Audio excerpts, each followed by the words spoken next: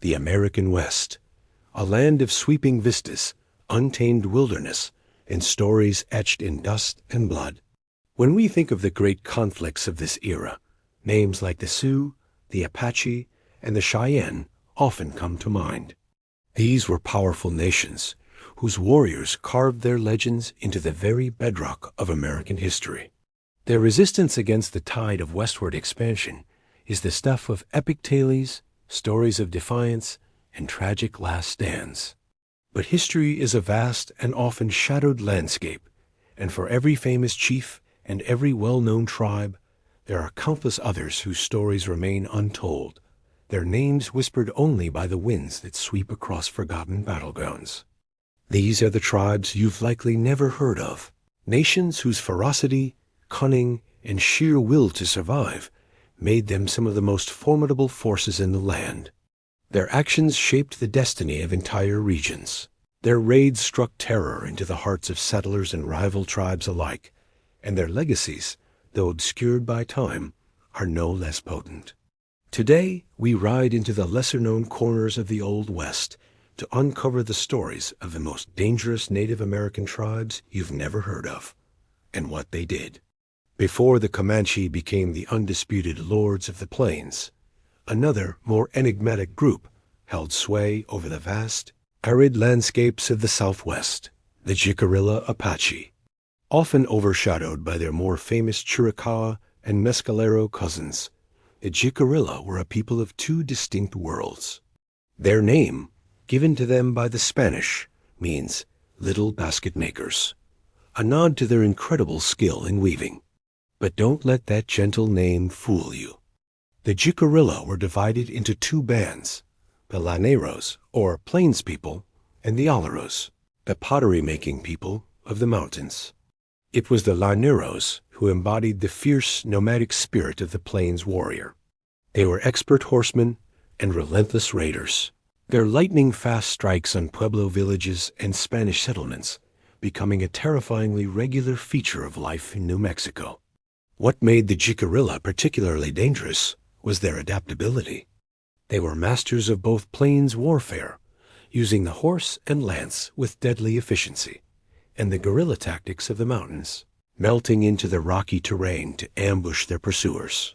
For centuries, they played a complex game of diplomacy and warfare, at times allying with the Spanish against the Comanche, and at other times raiding them both with equal ferocity. Their power was so great that in the mid-18th century, they effectively created a buffer zone that stalled Spanish expansion northward. They didn't just fight for territory. They fought for their very way of life, a delicate balance between the buffalo hunt on the plains and the seasonal farming in the mountains. Their resistance was a constant, smoldering fire that the Spanish, and later the Americans, could never fully extinguish. The Jicarilla weren't just raiders. They were strategists, survivors, and a formidable power whose influence far exceeded their fame. Further north, in the dense, fog-shrouded forests of the Pacific Northwest, lived a people whose reputation for ferocity was legendary among the tribes of the region, the Tlingit. The Tlingit were not nomadic raiders of the plains. They were a sophisticated maritime people who built massive cedar plank houses, carved towering totem poles, and commanded the waterways in massive war canoes, some stretching over 60 feet long and carrying dozens of warriors. Their society was highly stratified, built on a foundation of wealth, honor, and intricate clan rivalries. But it was their approach to warfare that made them so feared. Tlingit warriors, clad in intimidating wooden armor and fearsome carved helmets, were known for their wolf-like ferocity in battle. They wielded an arsenal of terrifying weapons, from copper daggers known as dlaya to heavy war clubs and spears. Their raids, launched with terrifying speed from the sea, were not just for resources, but for slaves, and most importantly, for honor. An insult to a Tlingit clan could only be avenged through blood. One of their most famous and fearsome practices was the taking of heads, which were displayed as trophies to prove their martial prowess. Their conflict with Russian fur traders. known as the Battle of Sitka in 1804, showcased their military sophistication. Led by the great war chief Kalyan, they armed themselves with captured Russian cannons and muskets, building a formidable wooden fort that held off the heavily armed Russian forces for days. The Tlingit were not just savages. They were a naval power, master tacticians, and guardians of a rich, complex culture, willing to meet any threat with overwhelming and calculated violence. Their dominion over the coastlines of what is now Alaska and British Columbia was absolute, earned through generations of unyielding warfare. Now, let's journey back to the sun-scorched deserts of the Great Basin, a harsh and unforgiving land that bred some of the toughest people on the continent. Here, we find the Bannock tribe. Often mistakenly lumped in with their Shoshone relatives, the Bannock were a distinct and fiercely independent people. Originally from Oregon, they migrated eastward, adopting a plains style, horse and buffalo culture that put them in direct competition with more established tribes. The Bannock quickly earned a reputation for being aggressive, proud, and incredibly skilled warriors. They were smaller in number than nations like the Sioux or Cheyenne, but they compensated with sheer audacity. Bannock war parties were known to travel immense distances to raid, striking deep into enemy territory. What made them particularly dangerous was their unpredictability and their refusal to be subjugated by anyone, be it rival tribes or the encroaching United States government. This fierce independence culminated in the Bannock War of 1878. The conflict was ignited by a combination of factors. Starvation due to the disappearance of the camas root, a traditional food source destroyed by settlers' pigs, and outrage over being confined to a reservation. Led by Chief Buffalo Horn, a charismatic and battle-hardened warrior who had previously served as a scout for the U.S. Army, the Bannock launched a desperate, bloody campaign across Idaho and Oregon. They were masters of the high desert terrain, leading the army on a grueling 1,000-mile chase. Though ultimately defeated, the Bannock War was a testament to their incredible resilience and fighting spirit. They proved that even a small, desperate nation could bring the full might of the U.S. military to a standstill, fighting for their dignity and survival in a world that was rapidly closing in on them.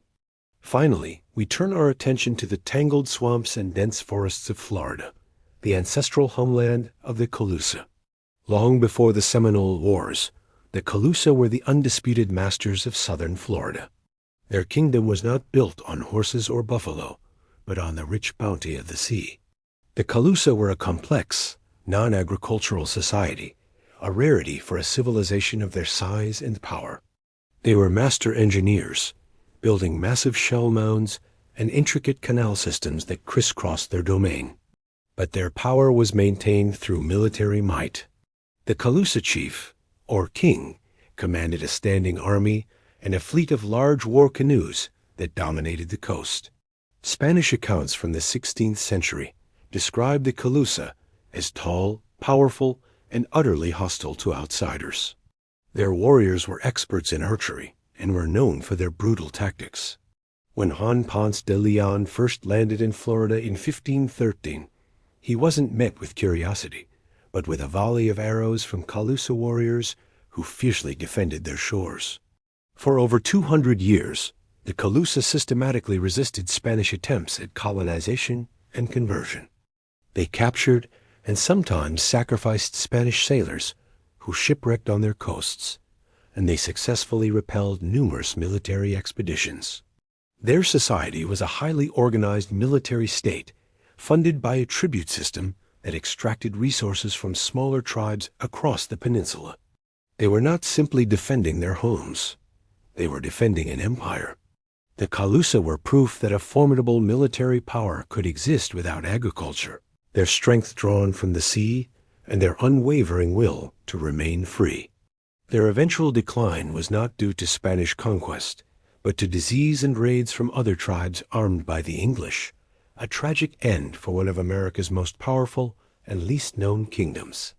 From the sun-beaten plains to the misty rainforests, and from the arid deserts to the tropical swamps, the stories of the Jicarilla, the Tlingit, the Bannock, and the Calusa remind us that history is far richer and more complex than the simple narratives we're often told.